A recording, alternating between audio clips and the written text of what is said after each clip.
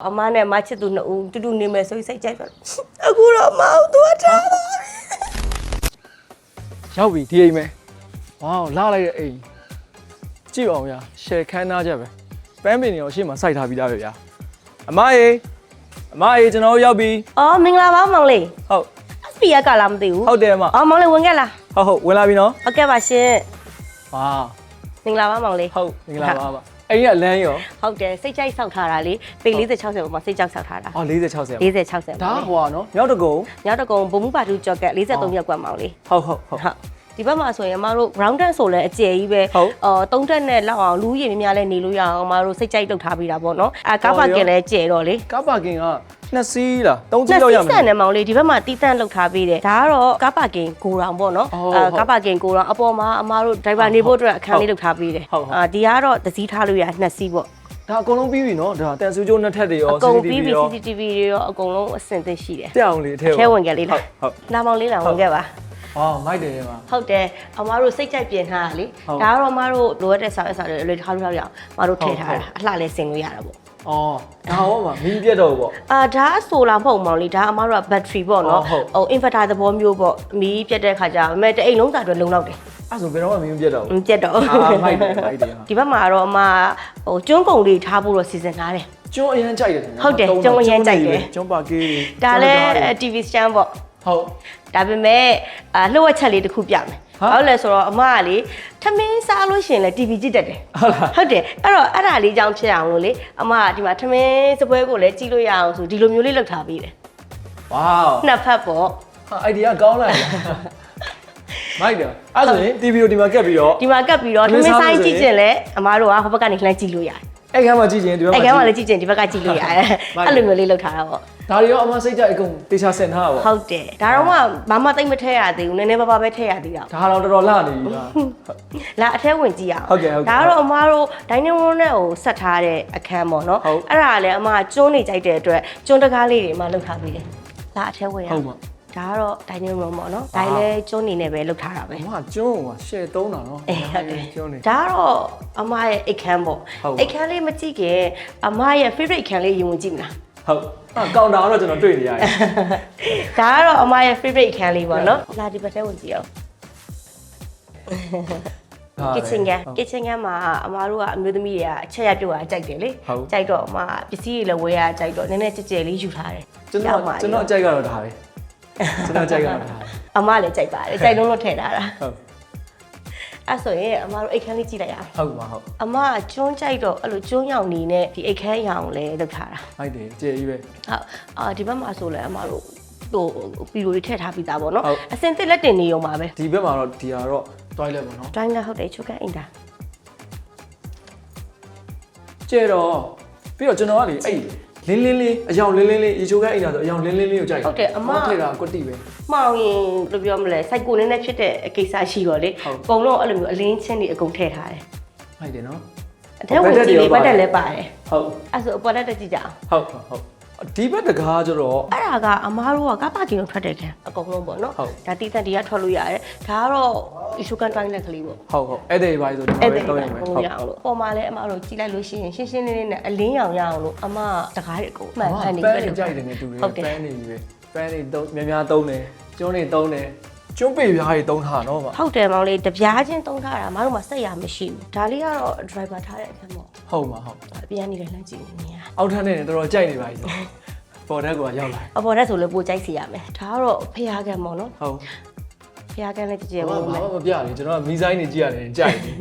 ပြီးတော့အမက runner နှစ်ခုထားတယ်ဒီဘက်မှာ runner အသေးလေးတစ်ခုရှိတယ်ဒါဟိုဖျားပန်းလဲလို့ရှိရင်လည်းအဆင်ပြေတယ်နောက်ပြီးတော့ရေစင်နဲ့တစ်ခါလည်းရှိတယ်ဟုတ်အော် runner မဆက်ဘူးနော်မဆက်ဘူးဟုတ်တယ်ဟိုဘက်တစ်ခုနောက်ပြီးတော့အမတို့ကဖျားကန်အခန်းကန့်လို့လည်းရတယ်ဒါပေမဲ့အလှူဒန်းလုပ်တဲ့ခါကျကြဲကြဲဝန်းဖြစ်အောင်လို့ဆိုပြီးတော့မကန့်တော့ဘူးအမတို့ဒီပုံမှာ master 3ခန်းရဲ့ဖျားကန်ဟို master တွေကြီးပဲလား master တွေကြီးပဲမောင်လေးဘာလို့ဆိုအရင်ဒီဘက်မှာထက်ချိတ်လို့ရသေးတယ်ဒါပေမဲ့အဲ့လိုအခန်းကြီးအများကြီးနဲ့ကြာလဲအရင်ကျင့်ကျက်သွားရင်လည်းမနေချင်ဘူးလေအဲ့ကြောင့်ဖျားကန်ဆိုလည်းကြဲကြဲဝန်းအခန်းတွေဆိုလည်းကြဲကြဲဝန်းအခန်းလိုက်ကြည့်လိုက်အောင်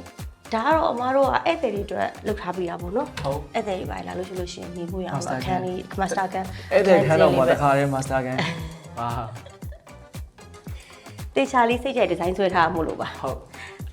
ဒီဘက်ကတော့အမတို့မိသားစုပေါ့နော်နေလို့ရအောင်အခန်းကျ အော်ကျဲနော် ဟုတ်တယ်အခန်းတော်တော်ကျတယ် အော်လင်းအောင်လည်းကောင်းကောင်းရတာခါတယ် ဟုတ်တယ်ချင်းလုံးတခိုင်လည်းတက်ထားသလိုစလိုက်တိုးတခိုင်လည်းတခါလည်းတက်ထားတော့အပေါ်ရက်ဆိုအချင်းဝင်မှာစိုးလို့လေ ဟုတ် အဲ့တော့ချင်းလည်းမကြိုက်တော့အသေးသေးလောက်ထားတာဟုတ်တယ်ဒီဘက်ကတော့အမတို့ဟိုဘက်နဲ့ဒီဘက်ဆက်ထားတဲ့ဝရဏ အဲ့ဒါထူးဆန်းနေရလေပုံမှန်ဆိုရင်အခန်းဆိုရင်တကားရဲ့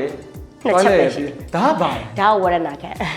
းဟိုဘက်ဒီဘက်ဝရဏအသေးလေးပေါ့ ဟုတ်ဘက်ဒီဘက်ဆိုတာ ဟိုဘက်အခန်းကိုရောက်တယ်ဒီဘက်ကတော့လို့ရှင်ဟိုဘက်ခန်းကိုရောက်တယ် အော်ဟုတ်လား ဟုတ်တယ်ပတ်ကြည့်အောင်လား ဟုတ် ဒါအမတို့နှစ်ခန်းကိုဆက်ထားပြီးတာ အမ idea တော့လိုက်မမီတော့ ဒီဘက်ကပြင်ထွက်လိုက်ရတယ်အကုန်လုံးကိုကျွန်းတကားတွေပဲသုံးထားတယ် ဟုတ်တယ်နော်အဲ့ဒါကြောင့်လည်းအရင်ခန်းသားနေ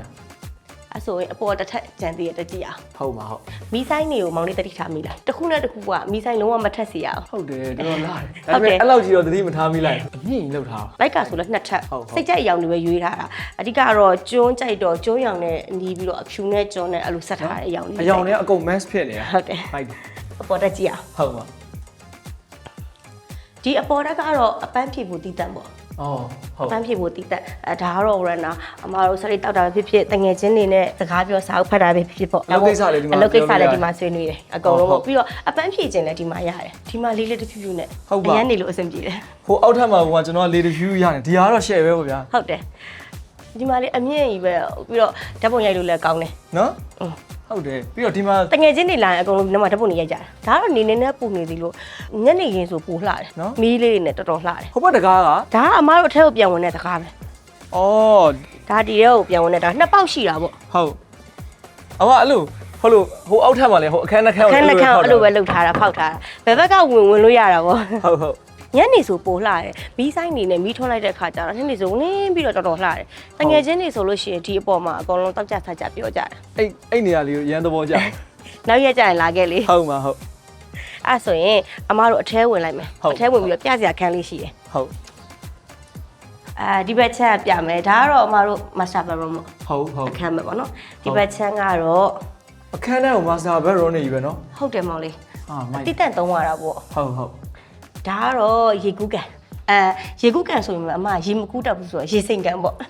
အဲ့မှာရေးစိတ်ခံပေါ့ ရေစိမ်ကန် အစုံကိုထည့်ထားတော့ ဟုတ်တယ်ဒါကတော့ရေစိမ်ပြီးရင်ပြန်တက်လာဖို့အတွက်အဝတ်စားလဲလဲအတိုင်းလဲဝင်ဝင်ချိုကန်အိမ်သားနေ ဟုတ်ဟုတ် တိတက်လောက်ထားပေးရအဲ့ဆိုအိမ်ထဲကိုကြတော့ဟိုရေဆိုနဲ့ဝင်အဆင်မပြေဘူးလေအဲ့ဒါကြောင့်မလို့ ဘာလို့သေးလဲအမအိမ်မှာအကုန်ပြီးပြည့်စုံနေ ဒါကရေစိမ်ကန်မောင်လေးရေပန်းလေးဖွင့်ပြလိုက်ပါဦး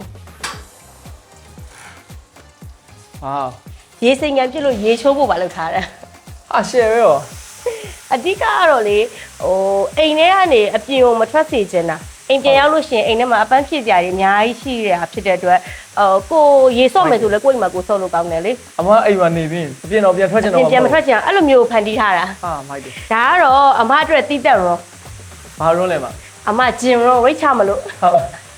စဉ်းစားလို့ပေါ့ကွယ် ဟုတ်ပါ အမဝိတ်ချမယ်လို့စဉ်းစားပြီးတော့ဒီရုံးလေးထည့်ထားတာ ဘာမှမကြံတော့အမအိမ်ကပဲအကုန်လုံးပြီး အ နေ ကုန်အရာရာပြည့်စုံသွားပြီ ဟာမိုက်တယ် ဂျင်ရောတော့တတ်မှတ်ထားတာပဲ ဟုတ်ပါဟုတ် ဒီအပေါ်ကတော့အမရေလောင်ကန်နဲ့မိုးကြိုးလွတ်တက်ထားတာ ယူလဲကြည့်ရုံပေါ့ မိုးကျူလဲပါတက်ထား မိုးကြိုးလဲတက်ပြီးသားပေါင်လေးတက်ကြည့်ကျင်တယ်ဆိုရင်တက်ကြည့်ဒီနေရာလေးကတော့အမဓာတ်ပုံရိုက်ဖို့အတွက် ဟဲကျွန်တော်လည်းမနဲ့ အ တွေ့ရ လား ပါ လောက်ထားတာတက်ရိုက်ကြမယ်လေဒီမှာအပေါ်ကတော့ညနေခင်းဆိုရင်အရန်လာတယ်ယူလဲတာအကောင်းတယ်ဒီအိမ်ကြီးကတော့အရန်လာတာပေါ့မောင်လေးရဲ့အမှတ်တရတွေကလည်းအများကြီးပေါ့စိတ်ကြိုက်ဆောက်ခဲ့တာပေါ့အဲ့ဒါကတော့အမနဲ့မချစ်သူနှစ်ဦးတူတူနေမယ်ဆိုပြီးစိတ်ကြိုက်တော့အခုတော့မအောင်သွားထားတာအဲ့ဒါကြောင့်အမရောင်းဖို့စီစဉ်လိုက်တာပါ ဟုတ်ဗျာအရန်ကြိုက်လို့အိမ်လာလေဆိုကမှအမမရောင်းချင်တယ်ဆိုတော့လေရှောင်းပေးုံပေါ့ဘယ်တတ်နိုင်လဲဒီအိမ်ကမြောက်တကုံ43ရက်ကွက်မှာရှိရယ်ဘုံမူဘထူလန်းနဲ့ကြောကတ်မှာရှိရယ်ပေ40 60ပေါ်မှာစောက်ထားပြီးတော့ဂန်အမီပေါက်ဗျာပြီးတော့မှ master bedroom 9ခန်းပါတယ် 3RC ဈေးနှုန်းကတော့ခေါ်ဈေးက32,000ညှိနှိုင်းလို့ရတယ်တကယ်လို့စိတ်ဝင်စားရဲဆိုရင်ပေးချက်ပေါက်ကိုလည်းလာလို့ရတယ်ဖုန်းနံပါတ်ကျွန်တော်အခုပြထားတဲ့ဖုန်းနံပါတ်ကိုလည်းဆက်သွယ်ပြီးတော့လာလို့ရတယ်ဒါဆိုရင်တော့ကျွန်တော်တို့နောက်ဗီဒီယိုမှာဘယ်လိုအိမ်တွေကိုတွားပြီးတော့လဲသွားမလဲဆိုတော့လိုက်ကြည့်ပေးပါအောင်ခုတော့တတာ